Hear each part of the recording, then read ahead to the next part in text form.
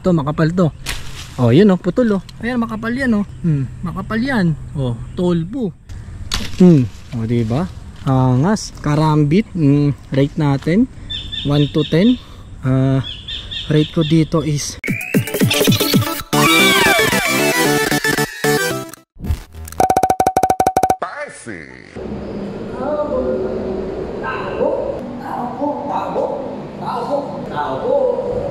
Uy! Andiyan pala kayo ah. Teka, parang medyo madilim. Nakikita nyo ba ako guys? Ayun, lumiwanag. Ang galing! For today's video pare, andito ako sa may BIR ngayon. Nag-aayos ako ng mga tops. Pero pagkatapos ko dito pre, dediretso na agad tayo sa may Divisoria. Hahanap pa tayo ng mga panibagong survival gear natin na pwede nating makita ulit doon. No? Hahanap pa tayo ng ibang shop. Bukod doon sa unang pinuntahan ko, marami pang shop doon na pwede nating makita. Tignan natin yung mga iba para na pwede nating mabili. No? I-score pa tayo. Sabi nga sa inyo, gusto ko nung pang COD yung nakapaganon. Bibili pa tayo nun. So, tara na. Mag-ayos lang ako ng tax dito guys. Yan. Yung shop natin na online shop. Yung mga naka-online ngayon is for may tax na yan. So, ewan ko kung good news to or bad news eh. Good news kasi naka-register na yung shop natin. Yung online shop natin, yung business natin is registered na, no? Talagang legit na. Kaso nga lang, bad news pa rin. Nagka-tax tayo. Madadagdagan ng konting-konti yung mga produkto natin, pare. Medyo magtataas tayo dyan. Kasi nga, no choice tayo, pre. I'm a part of the government. Magmula nung nasira si Rango, pangatlong araw ko nang hindi nagmumotor, pare. Lagi akong nagko-commute. Kaya ang inaabot ng pamasahe ko sa araw-araw dahil araw-araw din akong umaalis, napakalaki talaga. Talagang maghihirap ako pag wala akong motor. Diyos ko po, Rango, ba't ngayon ka pa nasira? Kami ang hirap talaga pag laging nagko-commute. Yung pamasahe ko magmula sa amin hanggang BIR, pare, umabot siguro ng 400. Guys, ngayon lang ako makikiusap sa inyo. Huwag naman kayong mag-skip ngayon ng mga ads natin dyan. Kailangan natin yan. Kasi nasira si Rango, pre. Hindi na mabubuo si Rango at kailangan natin ng pera, guys. Wag lang kayo mag-skip ng ads. Maraming salamat na sa inyo agad. Tapos yung like, wag nyo kalilimutan no? Yan, maraming salamat. Okay, tara, andito na ako sa Divisoria. Puntahan na natin yung gusto ko nang bilhin yung parang karet pre. Bibili natin yan.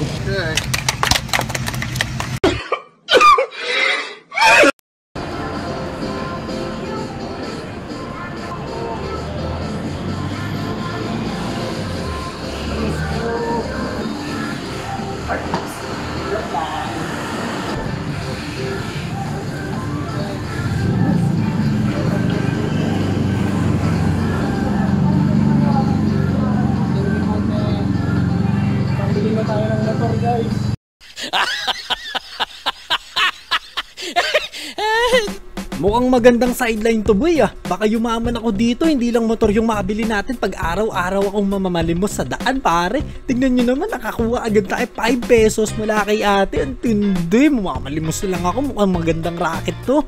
Kaya pala yung mga badyaw pare no, talaga nakaka5,000 sila sa isang araw. Go badyaw! It's time para maging badyaw si Kulotski TV. Hindi, joke lang guys. Huwag lang kayo mag-skip talaga ng mga ads and then like nyo lang yung video para makatulong. Kailangan ko ng motor ngayon pre, maglalabas ako ng motor. At pag nakabili ako ng motor, magmo-motovlog tayo pre. Lilibutin natin ang Pilipinas. Lilibutin natin ang buong mundo. Lilibutin ko ang US of A. Pupunta ako sa China. Kukuha ako dun ng mga pellet gun natin para hindi na ako mahirapan sa stocks. Wow! At ayun na nga guys, nandito na ako sa tindahan ng mga survival things. Ibang tindahan nga pala itong pinuntahan natin, tulad ng sabi ko kasi, doon tayo sa ibang tindahan pupunta. At yung isang tindahan kasi na pinuntahan ko nung nakaraan, bawal na mag-video doon pare. Dahil kasi nag-TikTok ako doon, tapos nag-trending yung video ko sa TikTok. Napanood nung Chinese girl, pinagbawalan ako mag-video, pero pwede pa naman akong bumili. Ipapakita ko sa inyo kung saan tayo nakakabili ng mga pang survival things dito sa may Divisoria. Nakita nyo yan? Malapit ka na boy. Yan, kapag nabasa nyo yan sa Elena tsaka yung 168 shopping mall, malapit ka na boy. O diba yung 999 mall, ito yung 168 mall, sa may likod yan pare, dito ka lang papasok. 1, 2, 3, 4, 5, doon tayo. Yan. May nagre-request talaga na ito sa may comment section, hindi ko lang talaga nakita. Pero eto, nagagawa ko na ng video no. Ito yung tindahan na sinasabi ko sa inyo, madali lang silang hanapin at kumpleto yung mga gamit dito, pre. Siyempre, kailangan din natin maghanda pag ginera tayo ng China. Aba, teka, galing nga rin pala sa China yung mga gamit na to. Parang lugi tayo dun Yung hawak ko na yun ay tagti 300 pesos. Tapos eto naman, may slingshot din sila, pare. Eto parang 350 ata sabi sa akin. Tapos yung mga ganito naman, pare, mapang COD, 300 pesos din. At eto, pre, ang ganda. Tingnan nyo naman, parang mili din sa may COD, pre. 300 pesos. At eto, parang suklay lang ng babae. Kala mo suklay, may kutsilyo pala sa loob. At eto namang hawak ko na to, safe na safe, pare. Kala mo balisong? Hindi. Pang screw yun sa mga tornilyo, pre. Binili ko nga pala yung maliit na tag 200. Tapos yung balisong, tsaka bumili rin nga pala ako ng giant knife, pare. Yung giant knife talaga, ang laki pero mura lang, 300 pesos lang yan. At ayun na nga yung pinagbawal na video. Sabi sa akin, di na raw pwede mag-video. Para sa akin, okay lang din naman. Nire-respeto ko yung desisyon nila. As long as na pwede akong bumili ng mga product nila, okay na okay sa akin yun. Pero sayang din kasi pre-advertisement na rin yung. Kasi sa akin, nagbabayad pa yung iba. I-advertise ko lang yung ano nila, yung mga product nila. Pero sa kanila, libre na yung advertisement. Kaya etong tindahan na to, hindi ko na rin itinuro sa inyo kung saan makikita to. Dahil nga baka ayaw rin nila. Pero ayan, pinapakita ko lang sa inyo yung mga pwedeng mabili. Madami nga rin palang pwedeng mabili dito, no? Tulad ng mga Swiss knife, folding knife, at saka yung mga regular knife. At meron din silang mga accessories dito tulad ng flashlight, patches, at saka mga belts. Pero yung mas marerecommend ko talaga sa inyo, yung unang tindahan na napuntahan ko dahil mas mura talaga doon, pare. Dito kasi medyo mataas na, tulad ng mga gantong hawak ko, nasa 450 pesos na yan. Pero etong hawak ko na taser, pare, wala na ito doon sa kabila. Etong taser na hawak ko, etong mas manipis, nasa 450. At meron to yung mas malapad, pare, nasa 550 naman, pare. Ewan ko, yung battery ata pinagkaiba nila. At syempre, hindi mawawala yung TikTok natin at another TikTok na naman tayo sa ibang tindahan. Boss, eto sabi niya, may taser kaya dyan. Okay, how much kaya? Tingnan natin, boss. Ano ba to? Eto, kung gusto mo.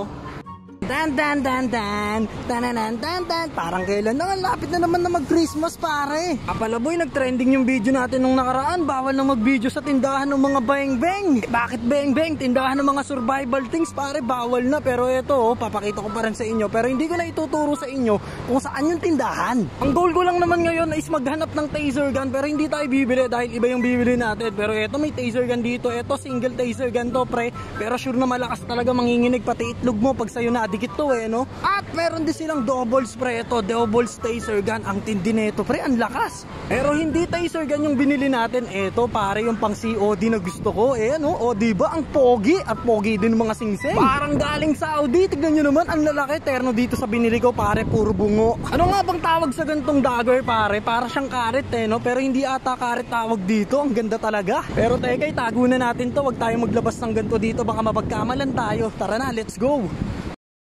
Yun na nga yung binili ko, guys, yung karambit na nakita nyo doon sa video. Wala na kasi kung ibang mabili na mas mure. At doon ako bumili sa unang tindahan na pinuntahan natin, na pinagbawalan ako ni Chinese girl, pero doon pa rin ako bumili at friends pa rin kami. Yun ang maganda ron. Binili ko yung karambit, pre. Pag uwi ko sa bahay, susubukan ko na agad yun. Papakita ko sa inyo kung gaano katalim yung karambit na yun, pare. Ang angas ng karambit na yun, pang COD talaga. Kaya tara na, uwi na tayo agad at i-review na natin yung karambit. Let's go! So ito yung karambit na nabili natin kahapon, no. Hindi ko alam kung bakit karambit. Siguro dahil karambit, dahil para siyang kalawit na nakaganon. Hindi ko alam kung tama ba yun. Pero ayan, ganyan siya, guys. Wow, ang ganda, Talagang ang ganda nito, pare. Ang sarap hawakan, no. Pero talagang dapat mag-iingat ka dahil napaka nito, no. Super dangerous. Super duper dangerous, pare. Ang talim. Wala talaga akong alam sa mga ganito, kaya kung magkamali man ako sa mga sasabihin ko or kung hindi ko man masabi yung mga hinahanap mo tungkol dito, pre, sorry na agad. Basta gusto ko lang ipakita sa inyo yung nabili natin dito na karambit, pre. Yan, pang 4 fingers to. Yan, pag ginawa ka mong paganyan, ay hindi, 3 fingers lang pala. Siguro dito yung isang daliri mo, no. Para pwedeng ipaganon. Uy, gagi. Delikado talaga. Pag nagkamali ka kasi ng paikot, talagang baka maputol yung daliri mo, no? So, eto, guys, etong karambit na pinapakita ko sa inyo, mga ano to, no? Hindi ito yung mga original brand yan. Yung Paxi knives, kung merong ganyan talagang brand na made in Italy, hindi yan original brand. Ano to? Yung mga Chinese replica, fake, pre. Para paiksi na natin, ito yung mga fake na, yung mga product na pwede nating mabili sa Divisoria sa murang halaga. Kaso nga lang yung tibay o yung quality ng blade o yung quality ng metal niya na ginamit dito, hindi ko alam kung sobrang quality nga ba. Pero ang maganda rito, nakakahiwa naman siya. Subukan natin dito. Uy, Nakahiwa. Nakita nyo? Very smooth. Nakita nyo yung galawang ko na yun. Gumano. Psh, hiwa talaga eh. So isa pa. Uy, nakakahiwa talaga. Ang talim na ito. Kaya talagang nakakatakot pre paglaruan basta-basta eh. Yung sa ano, yung sa mga ano, diba, yung sa mga COD pag ganyan siya oh. At saka nga pala, hindi ko sinasabi sa inyo na ano, na maglaro kayo ng ganito, lalo na sa mga bata. Delikado to guys, di basta-basta nilalaro to. Or kung gusto mo mag-collection, pwede din naman. So pwede mo siyang hawakan ng paganyan, pwede mo ring hawakan ng paganto. Or kung gusto mo, kung maghihiwa ka ng ganyan, katulad ng mga puno ng saging o dahon ng saging, pwede mo siyang paikutin. Kaso nga lang, talagang mag-ingat ka, baka mamaya gumanon sa mukha mo, delikado talaga. Tignan pa natin yung mga pwede nating hiwain dito. Ito, puno ng saging, malambot kasi yan eh. Subukan natin dito. Yan, ito matigas to. Yan, matigas yan. Pero parang pwede kayang hiwain yan. Ito na lang yung mga nandito. So, tignan natin ha. Uy, ang tigas. Hindi, kulang lang siguro sa puwersa. Pero ayan oh, halos kumalahati pre oh. No, halos kumalahati siya. Pero pwede na no. Uy, ang tigas, ang sakit sa wrist. Para mababali yung wrist ko. Pero hanap pa tayo dito ng pwede nating hatiin.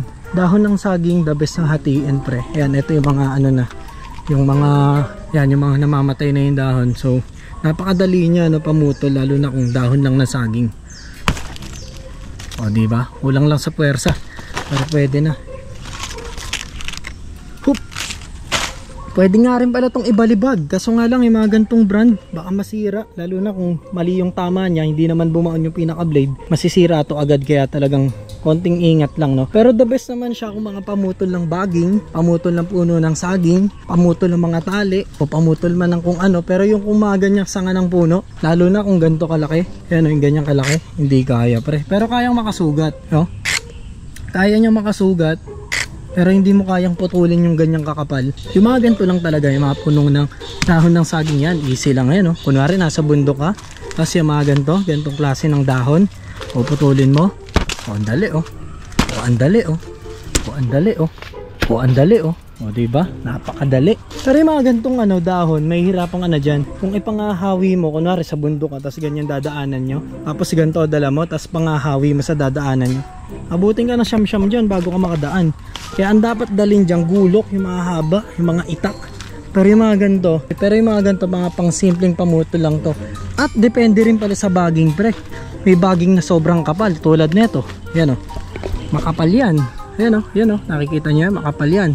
Pero pag yung mga ganyang kaninipis, pwede. Oh, di ba? Oh. Ayan, pero yung mga ganito medyo mahirap na. Ayan oh. Pero naputol, nakita niyo, ayan oh. Mga ganyang baging, ang bango niyan. Oh, pag yung mga ganyan, kaya pa. Ayan oh. Kaya pa. Tsaka may technique dyan guys. Yung pinakadulo patamain nyo. Pag dito kasi, medyo ano na yung puwersa nun. May tamang pang ano talaga eh. May tamang palo din talaga. Yan, tulad nito oh. Ito papuputulin natin lahat yan oh. Ito makapal to. Ito makapal to. Oh, yun oh, putol oh. Ayan, makapal yan oh. Makapal yan. Oh, tolpo. Ito, etong dulo lang ah. Teka, natatakot ako baka malaglag yung camera ko eh. Pero ayan guys oh. Oh, putol na putol. Matalim din pala. Kaya rin palang pumutol ng mga ganito kakapal na sanga o baging pre. Solid yan oh. Solid na malambot. Hindi, matigas din eh. Basta ano siya, baging na makapal. Pwede rin. Oh, puputulin pa natin yan. O diba? Angas. Karambit. Rate natin 1 to 10. Rate ko dito is 9 over 10 pre, para sa karambit na to. So yun lang guys, para sa video natin na to, itong karambit na na-score natin, okay na to no, para sa mga China, yung mga fake natin na pwedeng mabili na pang survival things. Okay na to no, kung budget friendly lang naman at para budget lang yung ano, kung tight lang din naman yung budget mo, pwede na to. At kung pang collection pre, pwede na to no. Yan, mabubuhay ka na ng meron nito no. Kunwari nasa bundok ka, meron ka nito, mabubuhay ka na. Isa to sa mga importanteng dapat meron ka. So yun lang para sa video natin na to guys. Kita-kits tayo next video. Rate nyo na rin tong karambit dyan sa baba. Comment nyo lang sa comment section kung anong i-rate nyo dito sa karambit na to, at kung pasado ba sa inyo to. So let's go, bye bye. Putol ang daliri.